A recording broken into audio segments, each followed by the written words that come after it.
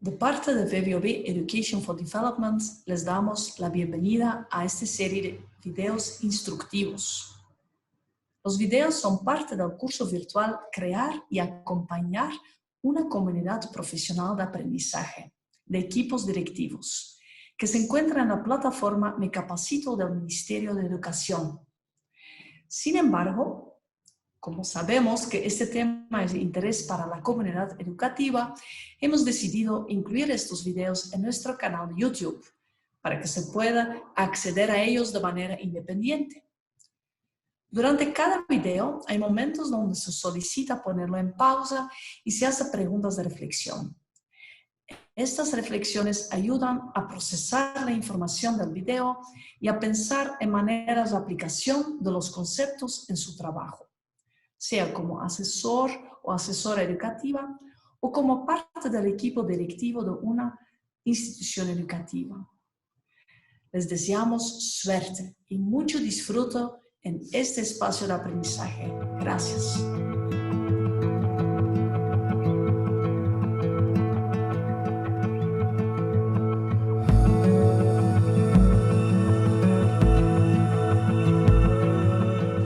Buenos días, buenas tardes a todos y todas. Bienvenido a este conversatorio. Estamos aquí juntos de manera virtual. Hemos invitado a Luis Ahumada.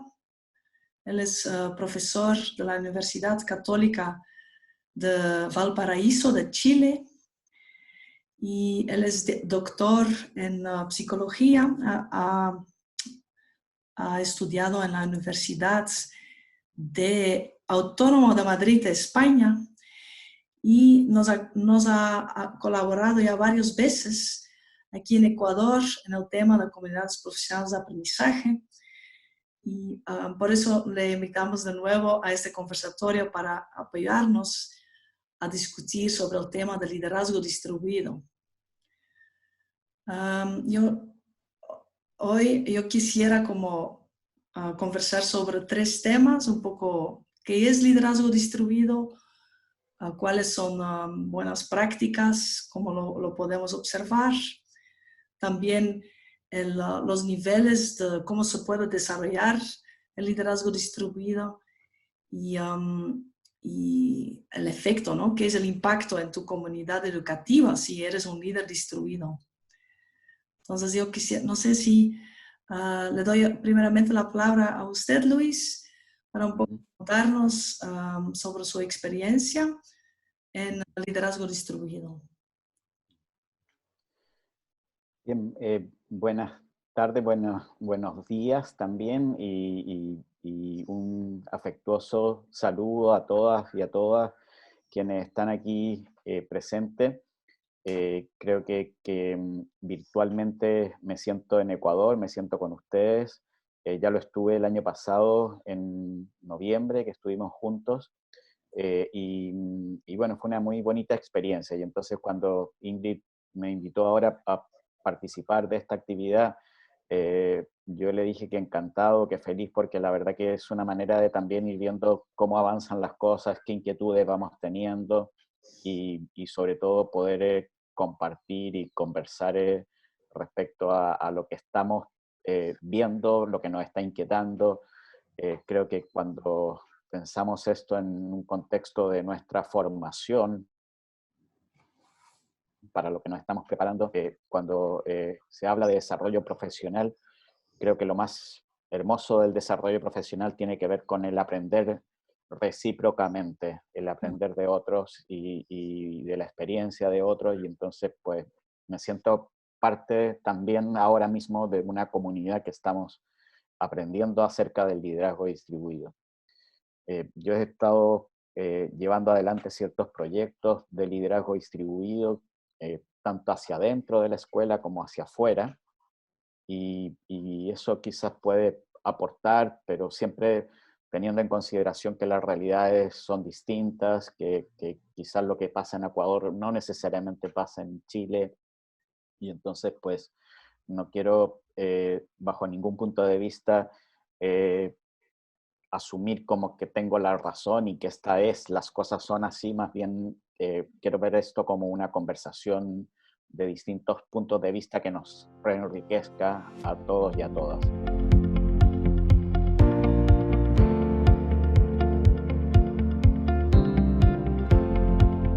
Creo que a la pregunta de quizás es más fácil comenzar por el tema de qué no es, ¿ya? Y cuáles son como los fundamentos, cómo yo lo veo desde qué cosas debiera uno pensar cuando piensa en liderazgo distribuido, y esto es algo que lo hemos ido hablando con colegas y que lo comparto con ustedes, pero no es que tenga una clara respuesta, ¿sí?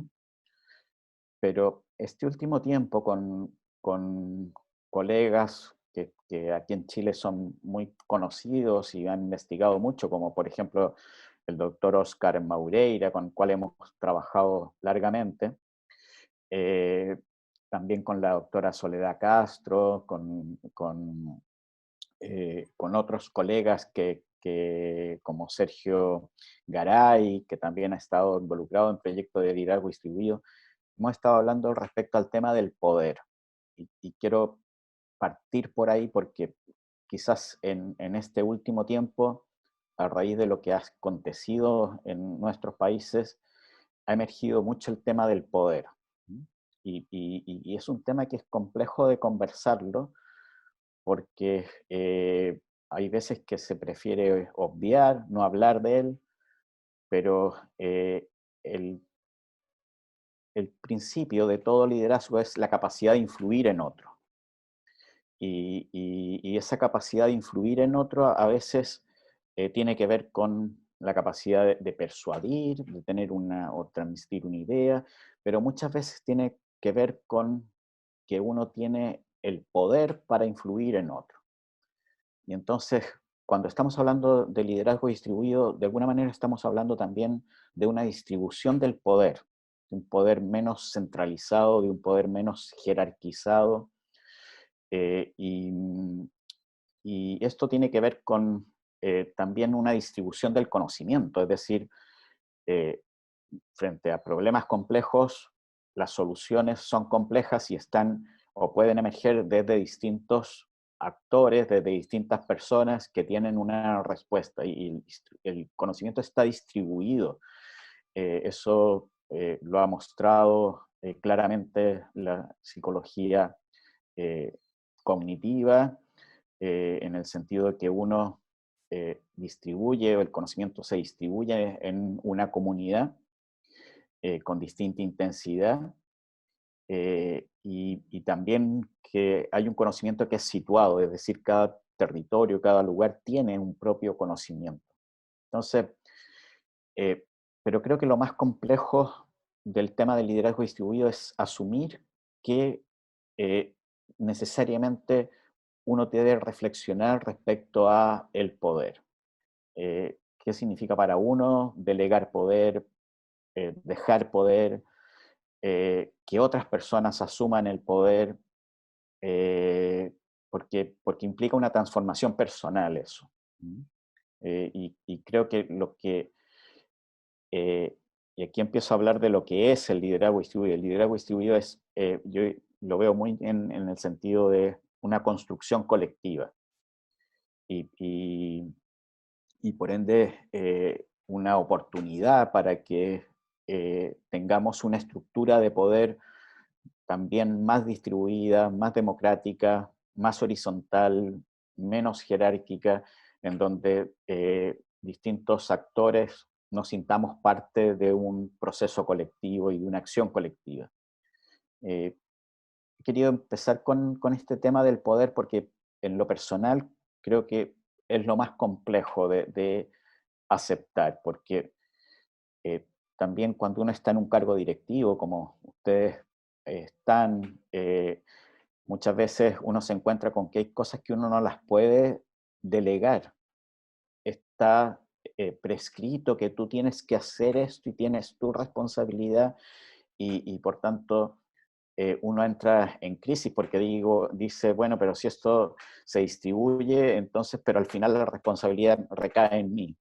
Entonces, también quiero que vean que que pueden coexistir distintos liderazgos. Es decir, estos liderazgos que les he comentado al principio no son excluyentes. Hay un liderazgo que es el que va a necesariamente tener que ejercer un rector, dado que ocupa una posición en la estructura de poder dentro de una escuela que le va a obligar a tomar ciertas decisiones que van a recaer bajo su responsabilidad, y eso es inevitable, y hay que entender. Pero a la par, ese director puede, o esa directora puede inspirar, puede facilitar la oportunidad de que otras personas asuman nuevos proyectos, puede en su propia estructura de toma de decisiones incorporar espacios para una decisión más compartida. En fin, yo creo que el gran desafío en nuestra sociedad hoy por hoy tiene que ver con cómo pensamos el poder de forma distinta.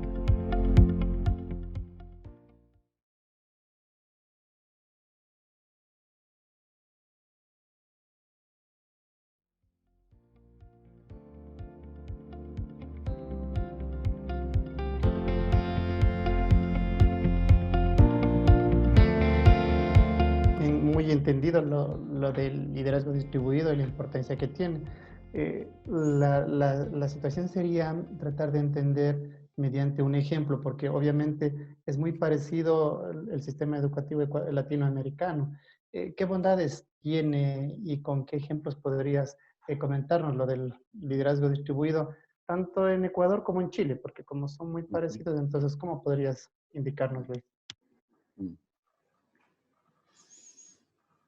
Quizás algo que se ha insistido tanto en Ecuador como en Chile en el último tiempo son dos herramientas que a mí me parecen muy interesantes, que son por un lado el proyecto educativo, así que cada institución construya un proyecto educativo que le genere identidad, y también el tema de los planes de mejoramiento escolar frente a un área determinada y un foco, proponerse un plan de mejora. Por lo menos esas dos herramientas en nuestro país han estado muy presentes, y yo diría que lo que ha ido cambiando ha sido la forma en que se construye un proyecto educativo o la forma en que se construye un plan de mejora. Antiguamente, por lo menos en mi país, el proyecto educativo lo construía el rector y incluso era un proyecto que venía definido quizás desde el propio ministerio y entonces había muy pocas variaciones entre un proyecto y otro. Y la misión y la visión de cada establecimiento, de cada institución era prácticamente la misma. Y entonces cuando la gente y docentes empiezan a participar de ese proyecto de educativo y a soñar, porque en definitiva es un sueño, ¿no? ¿Qué me gustaría que fuera mi escuela, mi institución? Cuando empiezas a sentirte parte de eso y empiezas a identificarte con eso, empiezas a sentir que eso es tuyo, que te pertenece, que tú has sido parte de esa construcción colectiva y que por tanto quieres ponerle tu motivación, tu pasión, tu conocimiento, tu esfuerzo. Y yo diría que si bien dos instituciones pueden tener un proyecto educativo y quizás uno más interesante que otro, o en fin, para mí lo más interesante es cómo se construyó eso. No sé si es un poco tu caso o lo que tú has visto, pero el liderazgo distribuido tiene mucho que ver con la forma en que se hacen las cosas más que con el contenido en sí de las cosas. Sí, Luis, interesante la parte, sobre todo enfocado en proyecto educativo y planes de mejora, porque eso me alegra mucho, ya que en los últimos años el Ministerio de Educación, obviamente con todo lo que conlleva asesoría, auditoría, rectores, docentes, equipos directivos, sobre todo, se ha dado mucho impulso a esta, ¿no? A esta construcción, nosotros la llamamos colaborativa y participativa, tanto del proyecto educativo institucional y lo que son los planes de mejora. Entonces, yo creo que con lo que tú nos comentas estamos por el rumbo correcto, ¿no? Que estamos direccionados bastante bien. Y lo que sí quisiera es que nos puedas ejemplificar para que los participantes del curso puedan entender más un ejemplo de liderazgo distribuido, porque ahora estamos tocando, ya escuchamos del concepto, pero sí sería interesante que los participantes entendamos qué es ese liderazgo distribuido, cómo es en la práctica, básicamente, que eso es lo que interesa. Luis, por favor. Sí, quizás, bueno, hay muchos ejemplos que a mí me ha tocado ver y apoyar y varían en cuanto a el contenido y el foco que han tenido esos proyectos en que se ha buscado fortalecer el liderazgo distribuido. Pero ya que estamos hablando como del PI y de los planes de mejora y eso, quisiera compartir con ustedes el proyecto de una de las escuelas con las cuales estuvimos trabajando, que ellos se plantearon el tema de el enfoque constructivista, ¿sí?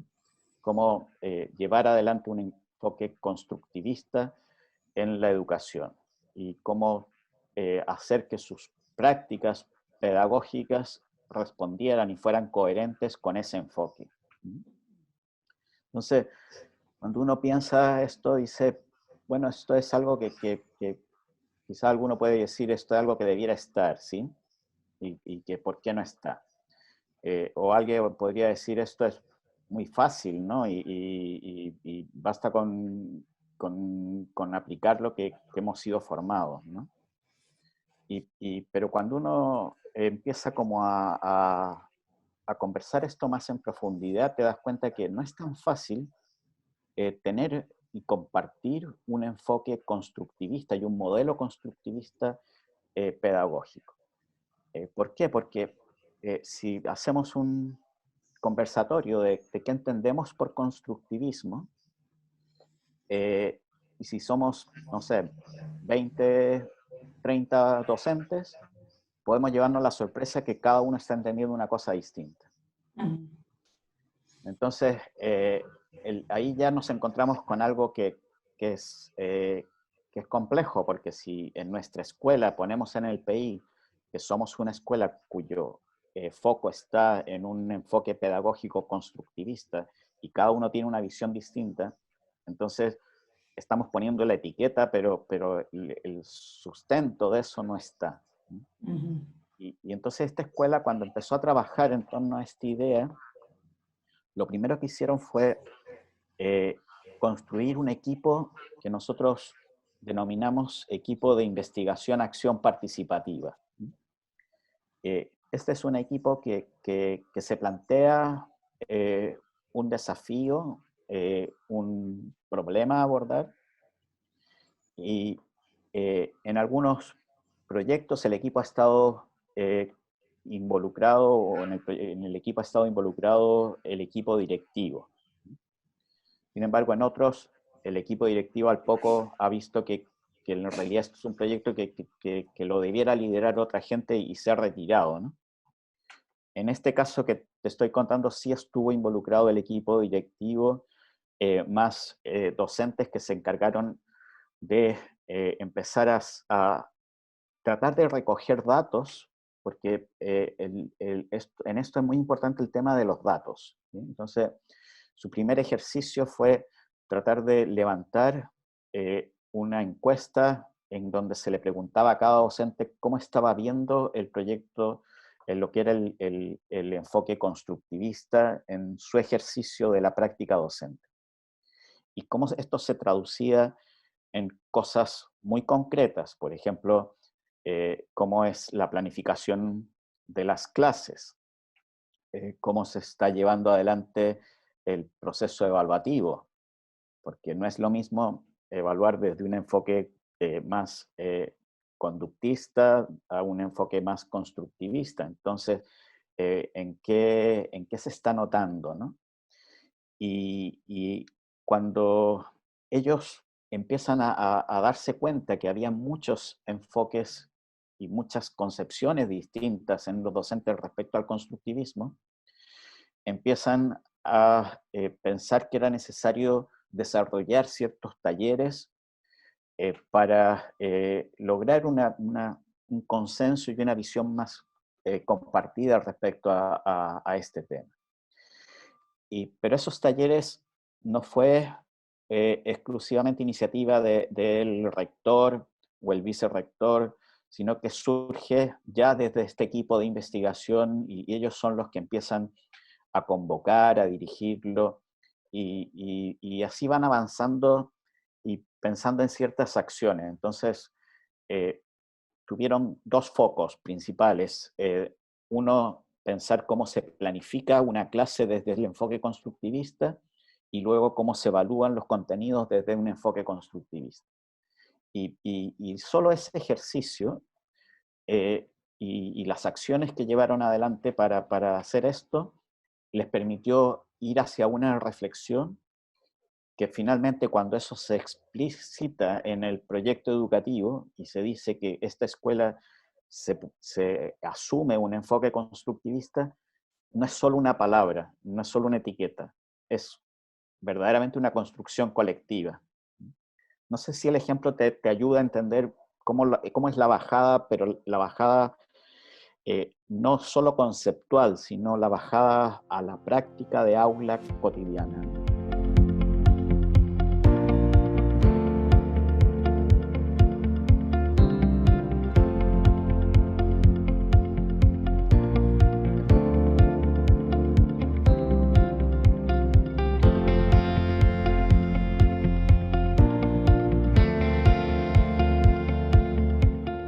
Muchas gracias, Luis.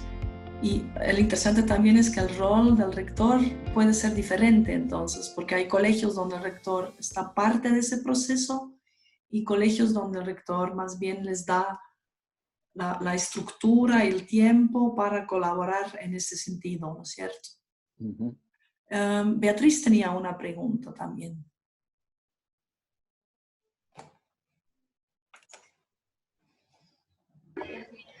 ¿Cómo estás, Luis? Gracias por el uso de la palabra. Pues yo tengo algunos puntos que resaltar. Por ejemplo, mencionabas que la CPA hablamos como ciertas características, ¿verdad? Como la distribución del conocimiento, reflexionar sobre el poder, transformación personal, una transformación colectiva, como algunas características de una CPA. Sin embargo, yo quisiera conocer cuál es la diferencia, porque tú mencionabas que hay diferentes tipos de liderazgo, ¿verdad? Y uno de ellos que se habla mucho aquí es el transformacional. Entonces, cuando conversamos con las autoridades, siempre hay esta disyuntiva. ¿Qué diferencia un liderazgo transformacional de un liderazgo distribuido? Esa es la pregunta, por favor. Sí. Es buena tu pregunta porque creo que se suele confundir y pudiera ser que un liderazgo distribuido tenga mucho de transformacional, ¿sí? Pero voy a intentar explicarlo primero desde, no desde el transformacional, sino simplemente el poder que tiene un rector o una rectora para en un momento dado premiar o, sí, digo, castigar determinado comportamiento. Y eso es algo que quizás a muchos en un puesto directivo nos ha tocado realizar. Y probablemente la frase que resume eso es te lo estoy pidiendo porque soy el rector o la rectora. O te lo estoy diciendo porque soy el rector o la rectora. O lo decidí porque soy el rector o la rectora. El porque soy es que lo que predomina, en definitiva, es una posición. Y lo digo y lo hago porque esa posición me obliga, pero también me da atribuciones y me faculta para, con los límites correspondientes, porque si no se podría transformar en un abuso de poder y en fin, ¿no? Pero no perdamos de vista que muchas veces en nuestro ejercicio tenemos que tomar decisiones sin ni siquiera consultarlas, porque se nos exige que tomemos esa decisión y nos hagamos responsables de ella. Y obviamente que eso tiene una influencia, porque si tú a un determinado docente lo evalúas mal, eso es un mensaje muy fuerte para el resto de los docentes, ¿sí? Y entonces estás influyendo muchísimo. Sin embargo, hay otro aspecto que es ya no tanto, y ahí no influye tanto las características personales. Yo diría que el cargo en sí ya te da una serie de cosas, ¿sí? Sin embargo, cuando hablamos de un liderazgo transformacional, nos vamos inclinando más hacia la persona. Entonces, ahí hay características personales. Nosotros hemos tenido distintas jefaturas. Yo he tenido jefaturas que han sido muy inspiradoras y hay otras que han sido muy castigadoras y nefastas, y a veces quizás las peores son las que no ejercen ningún tipo de liderazgo y están como ausentes todo el tiempo, ¿no? Y entonces, para mí, cuando entra un factor interesante que tiene que ver con las características de la persona que ocupa la posición o que ocupa la influencia, es cuando empieza a aparecer este liderazgo transformacional, este liderazgo quizás instruccional, incluso el liderazgo más transaccional, en donde esa persona, por su experticia, su conocimiento, te va guiando, te va dando ciertos consejos que tú dices, yo le hago caso, pero no porque esta persona sea la rectora o el rector, sino porque esta persona tiene una experiencia que la avala y a esta persona le creo. En definitiva es eso, ¿no? A esta persona le creo, me merece confianza y la sigo. Y ahí se repite muy el esquema de esta persona le creo, me inspira, la sigo y me hago parte del proyecto que me está proponiendo. Yo diría que ese es el liderazgo transformacional por excelencia, ¿no? Y el liderazgo distribuido, yo diría que el foco está puesto no en la persona, sino en el colectivo, ¿no? Es decir, no es una sola la persona inspiradora, sino que nos sentimos parte de un proyecto colectivo que nos inspira. Estamos hablando no del yo, estamos hablando del nosotros o el nosotras, ¿no? Y entonces, ese pequeño matiz marca una gran diferencia cuando nos sentimos parte de una acción colectiva. A veces, para ser parte de una acción colectiva, hemos necesitado de una persona que nos inspire y que haga ejerce un liderazgo transformacional. Pero creo que la gran pregunta es, cuando esa persona que nos inspiró deje de estar presente, ¿qué va a pasar? ¿Va a seguir nuestro espíritu, nuestra esencia, independiente de quién esté?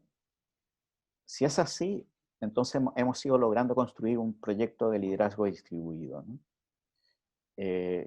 No sé si me logro explicar, ¿no? Pero yo diría que es un tránsito hacia una cultura en donde cada vez más sentimos que el peso no está puesto en una persona, sino que está puesto en un colectivo que estamos compartiendo un sentido compartido, ¿no?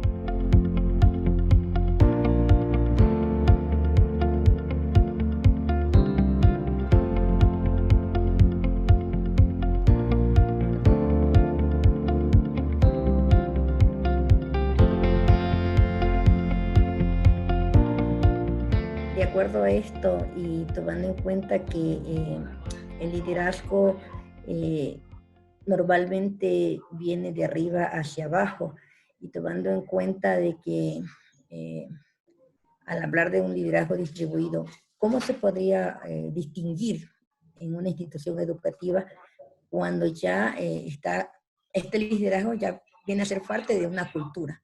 ¿Cómo se distingue de que la institución ya trabaja una cultura de un liderazgo distribuido? Bueno, hay una forma, quizás la más simple, que es que uno vaya pensando en los proyectos. Porque normalmente uno empieza a pensar en ciertos proyectos que son relevantes para nuestra institución. Entonces, quizás cuando empezamos a intentar fortalecer esto, a formar, por ejemplo, una comunidad profesional, una CPA, una comunidad profesional de aprendizaje, quizás hay un solo proyecto que se está llevando adelante y que sigue estos principios. Sin embargo, puede que con el correr del tiempo no haya uno solo, sino que hayan varios proyectos. Entonces, esto es muy bonito porque yo lo he visto, nosotros hemos estado trabajando con algunas escuelas durante 2, 3 años y he visto cómo se han ido multiplicando los proyectos. Entonces, y lo más bonito es que en algunos de esos proyectos el rector, la rectora ya no es parte, sino que simplemente los observa. Y a veces la invitan o lo invitan a ser parte, aportar y conocer, pero otras veces el proyecto sigue su forma independiente dentro de la escuela. Entonces, una forma de distinguirlo es eso, viendo cómo empiezan a aparecer distintos proyectos con distintas personas a cargo de esos proyectos. Y que a veces son personas que no necesariamente tienen un cargo formal o una responsabilidad formal dentro de la estructura, sino que han surgido. Por ejemplo, conversaba hace poco con una directora que me comentaba respecto al tema de la pandemia, cómo habían desarrollado un proyecto de apoyo emocional hacia las familias. Y ese proyecto lo había liderado una dupla psicosocial que antes estaba muy enfocada hacia el trabajo adentro del aula. Sin embargo, ese proyecto salió hacia afuera y fue hacia las casas y trató como de conectar lo que era la realidad de las casas con este apoyo socioemocional. Y yo le decía, pero ¿y ese proyecto se le ocurrió a usted como rectora? Y me decía, no, este proyecto de pronto surgió porque ya veníamos trabajando en una idea de fortalecer y de dar oportunidades para que surgieran distintos proyectos de distintas personas que estuvieran interesadas. Y así también me contaba proyectos de apoderados y proyectos de estudiantes también que empezaron a aparecer de cómo llevar adelante la situación que estábamos viviendo. Entonces, yo diría que frente a una situación de emergencia o a una situación desconocida van a ir apareciendo muchos proyectos. Ahora, también creo que es importante ir generando ciertas estructuras más formales que permanezcan en el tiempo, que también abran espacios para una participación, sea de apoderados, sea de estudiantes. Es decir, no es solo un tema de voluntariedad, también es un tema de formalizar ciertos espacios para que distintas personas tengan oportunidad de expresarse, de participar, de tener la capacidad de llevar adelante sus proyectos.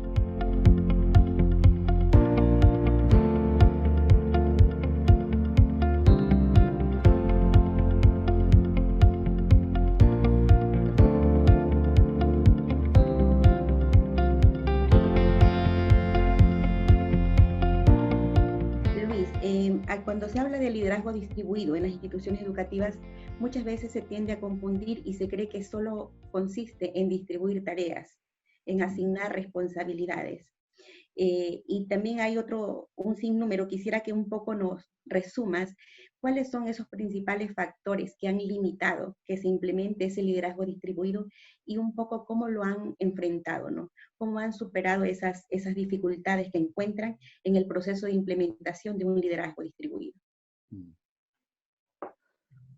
Sí, la verdad que es cierto lo que señalas, que muchas veces se entiende el liderazgo distribuido como delegar tareas.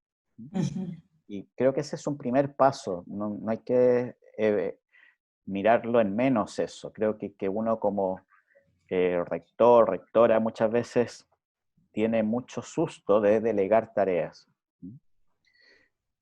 ¿Por qué? Porque piensa que las otras personas no lo van a hacer igual de bien, porque piensa que quizás en el momento de la responsabilidad última tú vas a tener que responder y no la otra persona. En fin, hay muchas razones por las cuales no se delegan tareas, ¿sí? Delegar tareas también es una manera de asumir que uno no puede hacer todo solo o sola, y eso es también una toma de conciencia que a veces no es sencilla, ¿no? Es decir, y una primera manera de darse cuenta de esto es que cuando me estoy pasando toda la noche sin dormir, me siento con angustia, me siento que no doy abasto con todo lo que se me exige. Me siento que la verdad que estoy en una posición muy solitaria.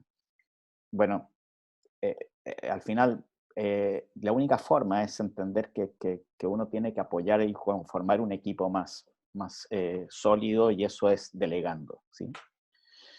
Y yo valoro mucho esa primera delegación de tareas, ¿sí? Creo que es una muy buena señal hacia un liderazgo distribuido. Sin embargo, creo que comenzaba comentando el tema del poder.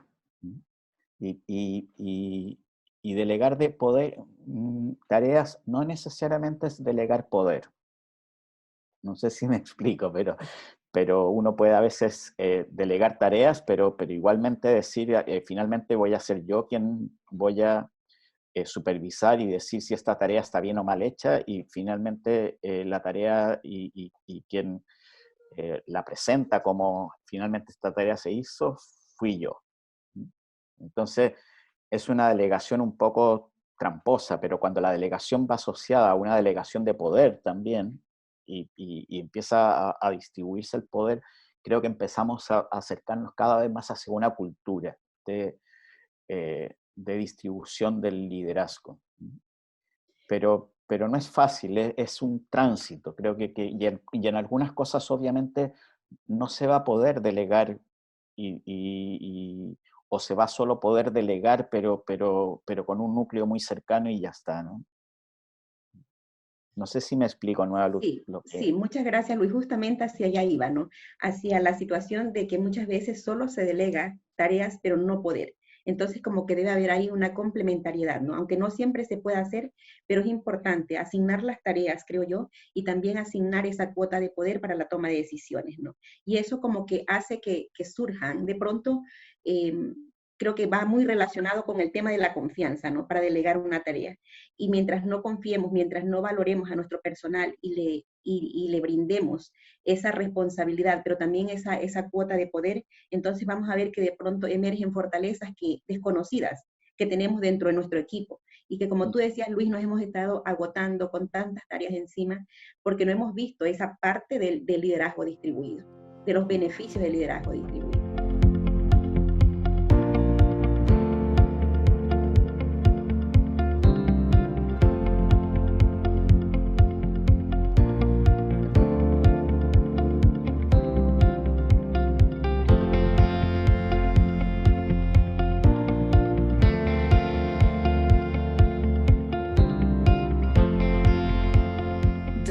Delegar tareas sin hacer un acompañamiento también puede causar frustración porque la tarea no se desarrolla bien, o lo que tú dices, no se da realmente el poder para la tarea.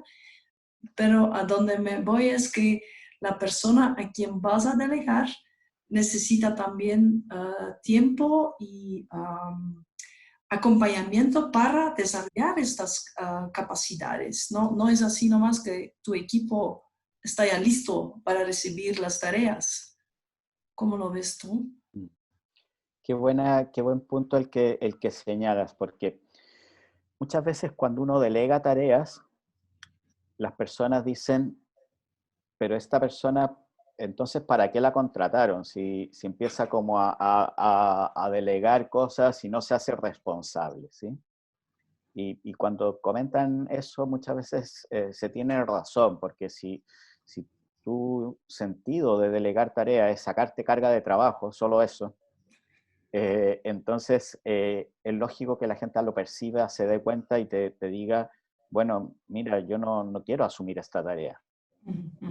Entonces, el delegar tiene que ver con prepararnos para y sentir que esto es una corresponsabilidad, que hay una responsabilidad compartida. Nosotros trabajamos mucho la idea de la responsabilidad compartida.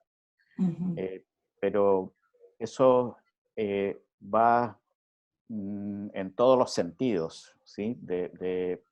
Esa responsabilidad compartida significa que yo he estado también siendo parte, incluso a veces, de la misma preparación de la tarea.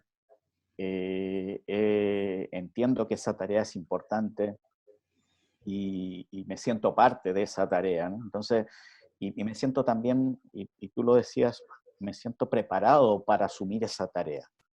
Y esas son cosas que corresponden en una primera etapa a un líder o una lideresa formal, que diga esto estoy, y, y- y- y ahí conecto con cómo avanzamos hacia generar una cultura.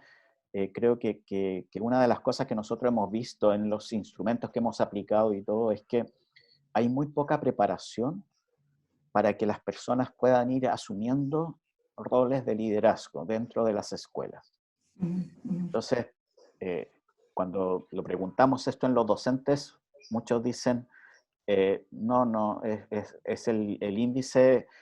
Hay dos cosas que son muy críticas o muy criticadas por parte de docentes. Uno es esto, que no hay poca preparación para, y la otra es que muchas veces la estructura no tiene los espacios para poder acceder a esa toma de decisiones, en fin.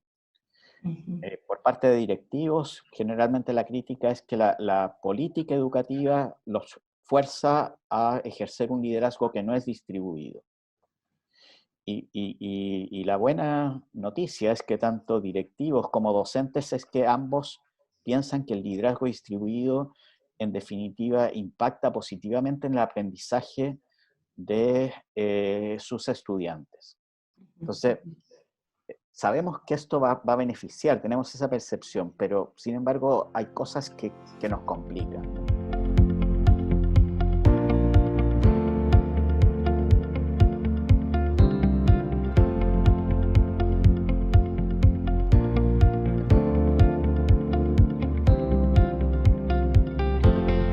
A partir de este conocimiento, me gustaría saber tu criterio sobre la importancia de estas comunidades de aprendizaje y el liderazgo distribuido en el Ecuador. ¿Es factible o no implementarlo como ustedes lo están haciendo? E incluso yo con altas expectativas pensaría que mejor de las experiencias que se están planteando. Esa es la una. Y la otra, desde tu experticia también, eh, me gustaría que describas así muy brevemente cómo es el desarrollo, o sea, cómo es el inicio de una CPA. ¿Qué características se observan cuando inicia y cuando va evolucionando hasta decir, ah, sí, ya tengo una CPA con un liderazgo distribuido? Gracias, Luis. Acerca de la importancia en Ecuador eh, de las CPAs, yo creo que no es muy distinta de la importancia que puedan tener en Chile, ¿sí? Y pienso que en definitiva, lo que se está tratando es de un cambio más profundo en nuestra sociedad.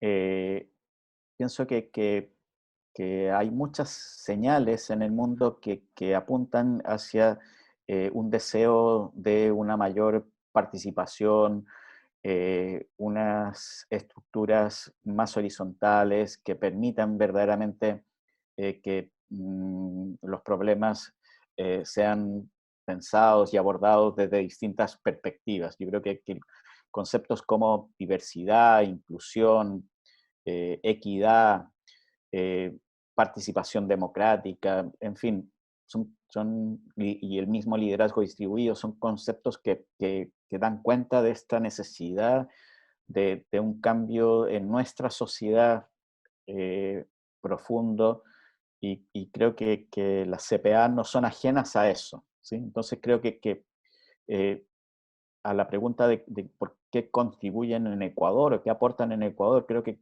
al igual que en Chile o en otros lugares del mundo, están aportando hacia un modelo de funcionamiento y de trabajo y de sociedad en definitiva distinto. Creo que eso es muy interesante de verlo así, ¿no? Como sentirse parte de una construcción social diferente, de un modelo de sociedad diferente en donde valores como la colaboración, la empatía, el trabajo colaborativo, están muy presentes, ¿no? Yo siento que en nuestros países durante mucho tiempo ha habido un énfasis en una cultura más bien individualista, de competición, de pasar sobre el otro, de que este es tu problema, no el mío. En fin, ese tipo de cosas yo creo que nos han hecho daño en nuestras sociedades y estamos tratando de revertirlas, ¿sí?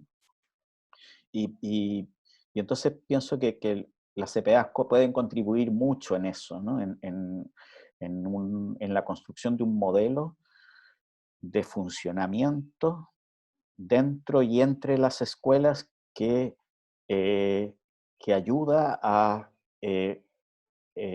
diría, ver las cosas distintas, y también piensen que eh, nuestros estudiantes nos están viendo, uno aprende de sus maestros, ¿sí? Y entonces, según funcionemos dentro de nuestras escuelas, es según cómo van a funcionar nuestros estudiantes en su sociedad. Entonces también me gusta verlo así, ¿no? Y creo que eso es un gran aporte desde esta perspectiva, lo que se puede hacer desde las CPAs. Y, y, y no sé, respecto como a ya el tema de cómo evoluciona, ¿sí?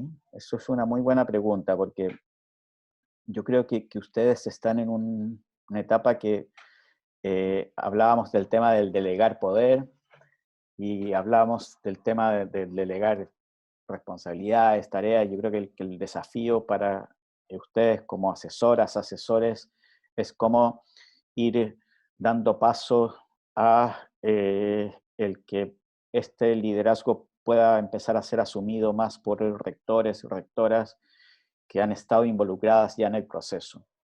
Y uno siempre tiene la duda de qué tan maduro está el equipo, el grupo humano como para seguir funcionando en solitario, ¿sí? Entonces yo creo que es como la gran preocupación, porque algo que ha costado tanto construir, yo sé que ustedes en distintas regiones del Ecuador y con distintas CPAs han tenido un trabajo enorme, ¿no? Entonces, el ahora retirarse y que eso quede en nada, obviamente que es un temor que uno tiene, ¿no?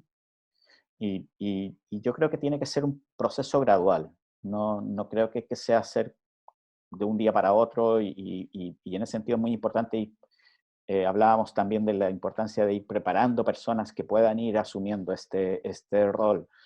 Creo que en la CPA siempre va a tener que haber personas que cumplan un rol más de liderazgo, en el sentido de que han pasado por la experiencia, tienen un soporte de conceptos que avalan ciertas miradas, ciertos enfoques, y van a tener que ocupar este rol más importante.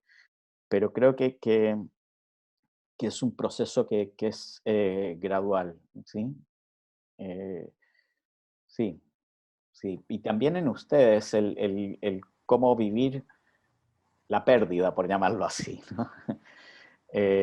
Cómo vivir porque uno pasa un poco como con nuestros hijos y nuestras hijas, que cuando se van de casa uno dice, wow, pero siempre los llamo y los molesto, que cómo están, que si necesitas algo, o en fin, ¿no? Pero hay veces que se dan cuenta uno que empiezan ellos a llamarlos a uno, o ellos a invitarlos a uno a tomar un almuerzo, y entonces uno empieza como a disfrutar eso, ¿no? De dejarse querer, ¿no? Muchas gracias, muy sabias tus palabras y una motivación para seguir con este proceso de liderazgo distribuido. Muy, muy gentil. Sí, gracias, Luis. Sí, lo que es un proceso continuo, ¿no? Y gradual. Y como en Ecuador tenemos un sistema donde hay mucha rotación de rectores y rectoras, la CPA tiene un rol muy importante porque como vemos, continuamente desarrollar el liderazgo, el nuevo líder que llega trabaja con la comunidad educativa a hacer proyectos y a desarrollar este liderazgo en ellos, porque al momento que él o ella se va, el grupo puede seguir, ¿no? Por ejemplo, recién me enteré de un colegio donde va a cambiar la autoridad y la profe me escribe, dice, no se preocupe, el proyecto vamos a seguir haciendo, ya hemos planificado una reunión con un nuevo rector para explicar lo que estamos haciendo. Entonces, ¿cómo se llama esta? Empoderamiento de los docentes y de tomar ese liderazgo informal es súper, súper importante, pero no es de uno a otro día, es gradualmente, y el rol de la CPA es importante porque el líder mismo ustedes mismos tienen que desarrollar esas capacidades para luego apoyar a los docentes. Muy lindo, no me alegro mucho que justamente este modelo pueda significar mucho para Ecuador.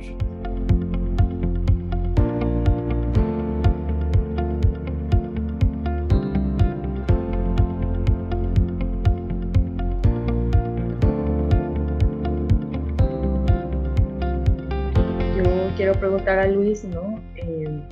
¿Cuál es este rol importante que estamos viviendo con el liderazgo distribuido en esta crisis del COVID, ¿no? Que, bueno, estamos todavía en el mundo, lo estamos viviendo desde también el sector educativo. Sí, yo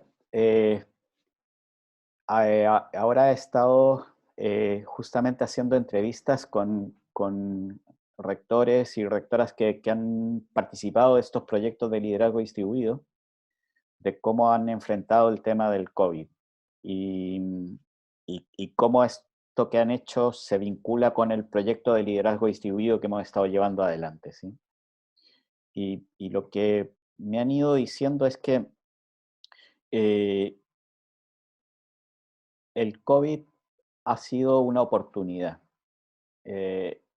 También me dicen que están agotados, ¿sí? Porque aquí nosotros estamos terminando el año y entonces ha sido muy estresante porque aquí en Chile rectores y rectoras, por ejemplo, han tenido que encargarse de la distribución de alimentos, de las canastas de alimentación para las familias. Han tenido que, en algunos casos, contratar en las escuelas con recursos propios una plataforma como esta de Zoom, que no la tenían. Han tenido que ir a casas a entregar material pedagógico. Han tenido que también contratar en conjunto con apoderados y eso, algunos planes de conexión para estudiantes que no las tenían. también han tenido que lidiar con la enfermedad, con colegas que han tenido COVID o con apoderados que han tenido y en algunos casos más dramáticos con muertes de familiares. Entonces, ha sido un año muy duro, ¿no? Esto ha sido muy devastador en términos psicológicos. También ha implicado para docentes tener que aprender a trabajar con la tecnología, a hacer clases online. Nosotros hemos estado todo el año con clases online, no hemos vuelto a clases y ahora hay una preparación para el próximo año volver en marzo, pero estamos un poco, muy pocos establecimientos realmente han podido retornar a lo presencial. Para ellos ha supuesto también repensar la evaluación. Por ejemplo, si un curso, el 50% no ha tenido problemas de conexión, ¿cómo le pones qué significa ponerle un 6.4 o un 6? O, bueno, aquí las notas van de 1 a 7, ¿no? Una nota máxima, una calificación.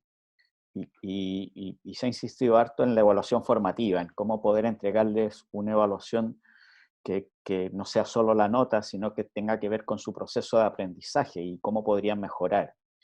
Pero eso lo han tenido que hacer en conjunto con apoderados, para que los apoderados, si reciben esa evaluación, la comprendan. Y también me contaban de la experiencia de cómo, en conjunto con los apoderados, tener que enseñarles a los más pequeños a leer y a escribir. En fin, para mí ha sido un viaje el poder conocer todo lo que han estado, ¿no? Pero sí me ha sorprendido mucho que ha sido para ellos una oportunidad para trabajo colaborativo. El generar redes de trabajo colaborativo con apoderados, entre docentes, con otras escuelas, y yo les hacía la pregunta de si esto va a quedar. Y entonces, si una vez que pasemos la pandemia, que la vamos a superar, yo estoy seguro de aquello, ¿qué tanto de esto queda? Y ellos me decían que sí. En la mayor parte de los casos me decía que sí, porque esto había sido para la comunidad un gran descubrimiento. Como decir, nosotros siempre antes los padres y apoderados los veíamos como un enemigo, que venían a reclamarnos esto y lo otro, ¿no? Y sin embargo ahora nos hemos dado cuenta que son un aliado en nuestra formación. Y así con muchos otros ejemplos. Entonces, para mí eso ha sido quizá algo muy bonito de descubrir que en un contexto de tanto dolor, de tanta angustia para todos, que hemos tenido tan alterados los sueños, y con tanto teletrabajo y todo, pues hemos podido finalmente dar paso a un trabajo mucho más empático, mucho más colaborativo, en fin. Eso ha sido muy hermoso de verlo. Bueno. Gracias, Luis, por la respuesta. Muchas gracias, Luis. Veo el tiempo que estamos ya terminando. Uy, se ha pasado volando. Pero... Rapidito, sí. Muchas gracias por todo.